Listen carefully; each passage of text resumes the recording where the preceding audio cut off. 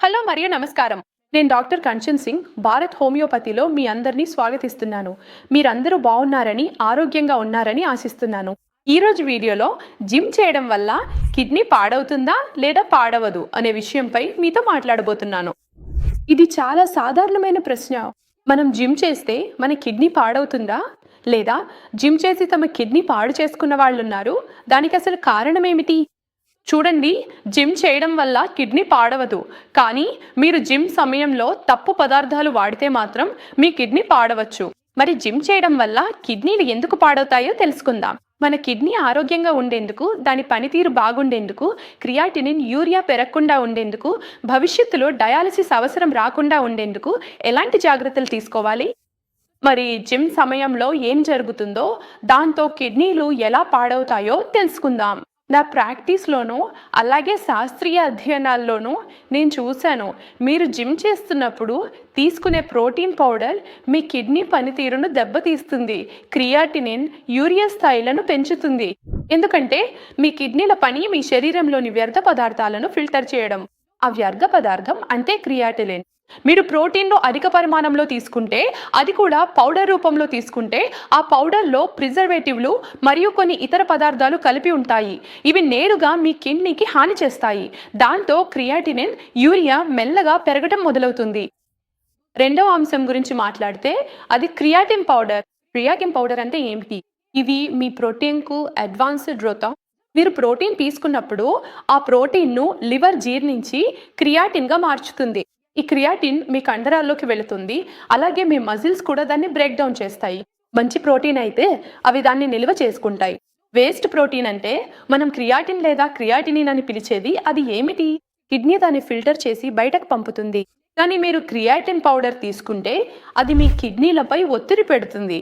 Kidney functioning disturb అవుతుంది. తర్వాత మీకు ఫలితం కనిపిస్తుంది. అంటే మీ కిడ్నీ ఫంక్షనింగ్ డిస్టర్బ్ అయ్యింది, మీ క్రియాటినిన్ పెరిగింది, మీ యూరియా పెరిగింది. అలాగే జిమ్ సమయంలో చాలామంది జంతు ప్రోటీన్ మీద ఆధారపడిపోతారు. జంతు ప్రోటీన్ అంటే రెడ్ మీట్ వంటివి. వారు ప్రతిరోజు రెడ్ మీట్ తినడం ప్రారంభిస్తారు. దాంతో ప్రోటీన్ పరిమాణం చాలా ఎక్కువగా పెరుగుతుంది. కిడ్నీ మీద ఒత్తిడి పెరుగుతుంది. కిడ్నీ తన పనితీరును నెమ్మదిగా తగ్గించుకుంటూ పోతుంది. తర్వాత మనకు ఫలితంగా కనిపించేది ఏమిటంటే మన క్రియాటినిన్ పెరుగుతుంది. అలాగే మన యూరియా కూడా పెరుగుతుంది.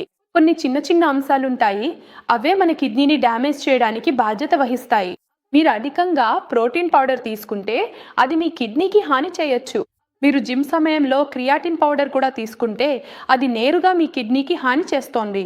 వ్యాయామ సమయంలో మీరు కేవలం అనిమల్ ప్రోటీన్ మీదే ఉంటే, ముఖ్యంగా మీరు రెడ్ మీట్ ఎక్కువగా తీసుకుంటే కిడ్నీ ఫంక్షన్ కూడా డిస్టర్బ్ అవుతుంది. మరియు భవిష్యత్తులో మీరు కిడ్నీ రోగిగా మారే అవకాశం ఉంటుంది. చాలామంది రోగులు ఉన్నారు, యువ వయసులో ఉన్నవారు ఉన్నారు, జిమ్కు వెళ్తున్నారు, క్రియాటిన్ పౌడర్ తీసుకుంటున్నారు, ప్రోటీన్ పౌడర్ చాలా ఎక్కువగా తీసుకుంటున్నారు. ఈరోజు చూస్తే వారు ఎప్పుడైనా వస్తే వారి క్రియాటినిన్ స్థాయి ఎప్పుడూ పెరిగినట్టే నాకు కనిపిస్తుంది. వారికి బీపీ సమస్య లేదు, షుగర్ సమస్య లేదు, ఏవైనా ఇతర కారణాలు కూడా లేవు. కానీ నేను నా ఓపీడీలో చాలామంది యువ రోగులను కూడా చూస్తున్నాను. వారు జిమ్ సమయంలో ప్రోటీన్ పౌడర్ తీసుకున్నారు, క్రియాటిన్ తీసుకున్నారు. ఆ కారణంగా వారి కిడ్నీలు కూడా దెబ్బతిన్నాయి. ఎందుకంటే మీరు అధిక పరిమాణంలో ప్రోటీన్ తీసుకుంటే కిడ్నీ పనితీరు తప్పనిసరిగా దెబ్బతింటుంది.